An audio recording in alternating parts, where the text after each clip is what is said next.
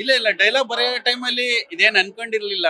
But ಅದೇನು ಅವ್ರು ಸತ್ ಮೇಲೆ ಅದಕ್ಕೆ ಕೆಲವು ಡೈಲಾಗ್ಸ್ ಗಳೆಲ್ಲ ತುಂಬಾ ರಿಲೇಟೆಡ್ ಆಗಿದೆ. ಇದೊಂದೇ ಸಿನಿಮಾ ಅಲ್ಲ, ನಮ್ಮ ಅರಸುವಲ್ಲೂ ಕೂಡ ಅಜ್ಜಿ ಬಾಳೆಹಣ್ಣು ಸೀನಲ್ಲಿ ನಿಂಗೆ 100 ವರ್ಷ ಆಯ್ಸು ಅಂದಾಗ ನಂಗೆ ಅರ್ಧ ಇರ್ಲಿ ನಿನ್ಗೆ ಅರ್ಧ ಇಟ್ಕೊ ಅಂತ ಹೇಳ್ತಾರೆ. ಇದ್ರಲ್ಲೂ ಅಷ್ಟೇ 100 ವರ್ಷ ಚೆನ್ನಾಗಿರ್ಬೇಕು ಅನ್ನೋದು ಕೆಲವು ಡೈರೆಕ್ಟ್ ಅವರು ರಿಲೇಟೆಡ್ ಆಗಿದೆ. ಅದು ಒಂದು ಮನ್ಸಿಗೆ ಬೇಜಾರಾಗುತ್ತೆ, ಯಾಕಂದ್ರೆ ತುಂಬಾ ಮಿಸ್ ಮಾಡ್ತಿದ್ವಿ. ನಾನು ಇವತ್ತು ನಿಮ್ ಮುಂದೆ ನಿಂತ್ಕೊಂಡು ಮಾತಾಡೋದ ಕಾರಣನೇ ಅವರು ಪಾರ್ವತಮ್ಮ ರಾಜ್ಕುಮಾರ್ ಅವರು, ಪುನೀತ್ ರಾಜ್ಕುಮಾರ್ ಅವರ ಓಲ್ ಬ್ಯಾನರೇ ನಾನು ಇವತ್ತು ನಿರ್ದೇಶಕನಾಗಿ ನಿಮ್ ಮುಂದೆ ನಿಂತಿರೋದಕ್ಕೆ ಕಾರಣ. ಅವ್ರನ್ನ ತುಂಬಾ ಮಿಸ್ ಮಾಡ್ಕೊಳ್ತೇನೆ, ಯಾಕಂದ್ರೆ ನಾನು ಅಪ್ಪು, ಆಕಾರ, ಅಭಿ ಮತ್ತೆ ವೀರ ಕನ್ನಡಿಗದಿಂದ ಅವ್ರ ಜೊತೆ ಇದ್ದೀನಿ ಫಸ್ಟ್ ಫಿಲಮ್ ಇಂದ. ಅದು ನನಗೆಲ್ಲೋ ತುಂಬಾ ಒಂಥರ ಫೀಲ್ ಆಗ್ತಾ ಇದೆ, ನೋವು ಆಗ್ತಾ ಇದೆ. ಆಮೇಲೆ ಕೆಲವು ಶಾರ್ಟ್ಸ್ ಎಲ್ಲ ನೋಡಿದಾಗ ನಾನು ಶೂಟಿಂಗ್ ಮಾಡಿದ್ರೆ ನನಗೆ ರಿಮೈಂಡ್ ಆಯ್ತು. ಅದು ಎಲ್ಲೋ ಒಂದ್ಸಲ ಕಣ್ಣೀರ್ ಬಂತು ನನಗೆ. ರಮ್ಯ ಅವ್ರ ಜೊತೆಲಿ ಮಾತಾಡುವಾಗ ಹೇಳಿದ್ರು, ಮಹೇಶ್ ಆ ಸೀನ್ ಅಲ್ಲಿ ನೀವು ಮಾಡಿದ ಜ್ಞಾಪಕ ಇದೆಯಾ, ಅದ್ ನೋಡಿದ ತಕ್ಷಣ ಕಣ್ಣೀರ್ ಬಂತು ಅಂತ. ಪಾಪ ಅವರು ಅದೇ ಫೀಲ್ ಮಾಡಿದ್ರು. ತುಂಬಾ ಮಿಸ್ ಮಾಡ್ತಾ ಇದೀವಿ. ಬಟ್ ಸಿನಿಮಾ ತುಂಬಾ ಫ್ರೆಶ್ ಆಗಿದೆ, ಈಗ ಆಡಿಯನ್ಸ್ ಕೂಡ ತುಂಬಾ ಚೆನ್ನಾಗಿ ಎಂಜಾಯ್ ಮಾಡ್ತಾ ಇದಾರೆ. ಅದು ನನಗೆ ಸ್ವಲ್ಪ ಖುಷಿ, ಯಾಕಂದ್ರೆ 20 ವರ್ಷ ಆದ್ರೂ ಕೂಡ ಅದೇ ಒಂದು ಟ್ರೆಂಡ್ ಇಟ್ಕೊಂಡಿದೆ. ಆಮೇಲೆ ಅಪ್ಪು ಅವ್ರನ್ನ ಎಷ್ಟು ಜನ ಲವ್ ಮಾಡ್ತಾರೆ ಅನ್ನೋದು ಈ ಸಿನಿಮಾ ನೋಡಿದಾಗ ಗೊತ್ತಾಯ್ತು ನನಗೆ.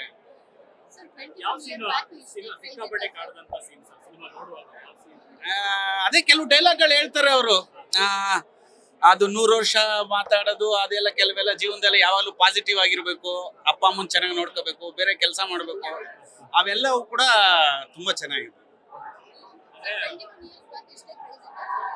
20 years ಬ್ಯಾಕು ಇಷ್ಟೇ ಸೇಮ್ ಕ್ರೇಜ್ ಇತ್ತು. ಏನಕ್ಕೆ ಅಂತಂದ್ರೆ ಪುನೀತ್ ರಾಜ್ಕುಮಾರ್ದು 5ನೇ ಸಿನಿಮಾ ಅದು. ನಂದು ಫಸ್ಟ್ ಡೆಬ್ಯೂ ಮೂವಿ. ನನಗೆ ಒಂಥರ ಹೆಸಿಟೇಷನ್, ಹೇಗಾಗುತ್ತೋ ಸಿನಿಮಾ ಅಂತ. ಬಟ್ ಜನ ಆಶೀರ್ವಾದ ಮಾಡಿ ಸೂಪರ್ ಹಿಟ್ ಮಾಡಿದ್ರು. ನಿಜವಾಗ್ಲೂ ಜನಗಳನ್ನ ನಾವು ಮರೆಯೋಕ್ಕಾಗಲ್ಲ, ಯಾಕಂದ್ರೆ ಅಲ್ಟಿಮೇಟ್ ರಿಸಲ್ಟ್ ಕೊಡೋದೇ ಆಡಿಯನ್ಸ್. ನಾನು ಇವತ್ತು ಡೈರೆಕ್ಟರ್ ಆಗಿದ್ದೀನಿ ಅನ್ನೋದು ಕಾರಣನೇ ಪುನೀತ್. ಅವರೇ ನನಗೆ ಆಫರ್ ಕೊಟ್ಟು, ಈ ಕತೆ ಚೆನ್ನಾಗಿದೆ ಮಹೇಶ್ ನೀವು ಮಾಡಿ ಅಂತ ನನಗೆ ಆಫರ್ ಕೊಟ್ಟರು. ನಾನು ತುಂಬಾ ಮಿಸ್ ಮಾಡ್ತಾ ಇದ್ದೀನಿ ಅವ್ನ 100%.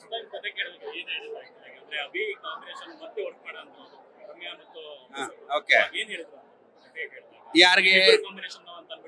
ಇಲ್ಲ ಇಲ್ಲ, ನಾವು ಹೀರೋಯಿನ್ ಯಾರ್ದು ಫೈನಲ್ ಮಾಡಿರ್ಲಿಲ್ಲ.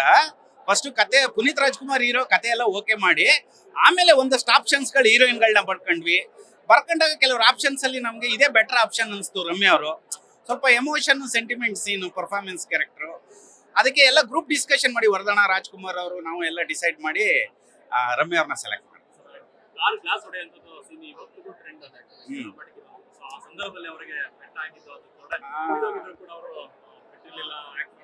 ಹೌದು, ನನಗೆ ಭಯ ಅದು ಮಾಡ್ಬೇಕಾರೆ. ನಾನು ಬೇಡ ಸರ್ ಅಂದೆ.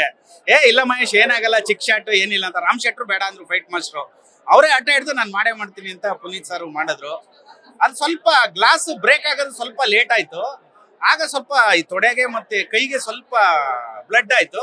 ಸ್ವಲ್ಪ ತೊಡೆಗೆ ಒಂದು ಸ್ಟಿಚ್ ಕೂಡ ಹಾಕಿಸ್ರು. ಪುನಃ ನಿಲ್ಲಿಸ್ಲಿಲ್ಲ, ಪುನಃ ಶೆಡ್ಯೂಲ್ ಪ್ಯಾಕಪ್ ಮಾಡ್ಲಿಲ್ಲ. ಪುನಃ ನೆಕ್ಸ್ಟ್ ಡೇ ಕೂಡ ಶೂಟಿಂಗ್ ಬಂದ್ರು ಅವರು. ಆ ತರ ಒಂದು ಎನರ್ಜಿ ಇರುವಂತ ಹೀರೋ ಅವರು. ಆಮೇಲೆ ಯಾರಿಗೂ ಏನು ಹರ್ಟ್ ಮಾಡಲ್ಲ, ಪ್ರತಿಯೊಬ್ಬರು ಆ ಸ್ಮೈಲಿಂಗ್ ಫೇಸ್ ಅಲ್ಲೇ ಎಲ್ಲ ರಿಸೀವ್ ಮಾಡ್ಕೊಂತಾರೆ, ಹಾಗೆ ನಗ್ತಾನೆ ಮಾತಾಡ್ತಾರೆ. ಆಮೇಲೆ ಯಾರು ಫೋಟೋ ಹೊಡ್ಸ್ಕೊಳಕ್ ಬಂದ್ರು ಅಭಿಮಾನಿಗಳು, ಅದೇ ಖುಷಿಲಿ ಅದೇ ಪೇಷನ್ಸ್ ಇಂದ ಹೊಡಿತಾರೆ. ಒಂದ್ಸಲನೂ ಅವ್ರ ಪೇಷನ್ಸ್ ಕಳ್ಕೊಂಡಿಲ್ಲ. ಆ ತರ ಇರೋದು ತುಂಬಾ ಕಷ್ಟ. ರಾಜ್ಕುಮಾರ್ ಅವ್ರು ನೋಡಿದಾಗ ನಾವು ಸರಳವಾಗಿರೋದು ತುಂಬಾ ಕಷ್ಟ, ಯಾಕೆಂದ್ರೆ 1-2 ದಿನ 3 ದಿನ ನಾಟಕ ಆಡ್ಬೋದು, ಲೈಫ್ ಲಾಂಗ್ ಹಂಗೆ ಇರಕ್ಕಾಗಲ್ಲ. ರಾಜ್ಕುಮಾರ್ ಅವ್ರ ತರನೇ ಪುನೀತ್ ರಾಜ್ಕುಮಾರ್ ತುಂಬಾ ಸರಳವಾಗಿ ಅಭಿಮಾನಿಗಳ ಜೊತೆ ಬೆರೀತಾ ಇದ್ರು. ಎಷ್ಟು ಜನ ಫೋಟೋ ಕೇಳಿದ್ರು ಬೇಜಾರಿಲ್ಲದೆ ಫೋಟೋ ಹೊಡ್ಸ್ಕೊತಾ ಇದ್ರು. ಅದನ್ನೆಲ್ಲ ನೆನ್ಸ್ಕೊಂಡ್ರೆ ಈಗ ಸ್ವಲ್ಪ ಕಣ್ಣಲ್ಲಿ ನೀರ್ ಬರುತ್ತೆ, ಆ ತರ ಒಂದು ಫೀಲ್ ಆಗುತ್ತೆ.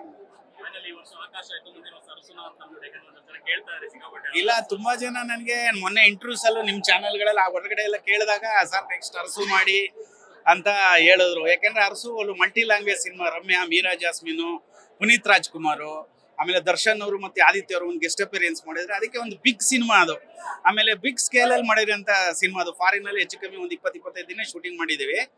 ಆ ಸಿನಿಮಾನು ಕೂಡ ತುಂಬಾ ಜನ ಕೇಳ್ತಾ ಇದಾರೆ. ಗೊತ್ತಿಲ್ಲ ಅಶ್ವಿನಿ ಮೇಡಮ್ ಏನ್ ಡಿಸೈಡ್ ಮಾಡ್ತಾರೆ, ಅಲ್ಟಿಮೇಟ್ ಡಿಸಿಷನ್ ಅವ್ರದ್ದು. ಅವ್ರು ಏನ್ ಮಾಡ್ತಾರೋ ಗೊತ್ತಿಲ್ಲ. ಮೇ ಬಿ ಅವ್ರು ಮಾಡ್ಬೋದು, ಅಲ್ಟಿಮೇಟ್ ಮಾಡ್ತಾರೆ ಅಂತ ಅನ್ಸುತ್ತೆ. Ultimate decision madam Ashwini madam. Thank you very much.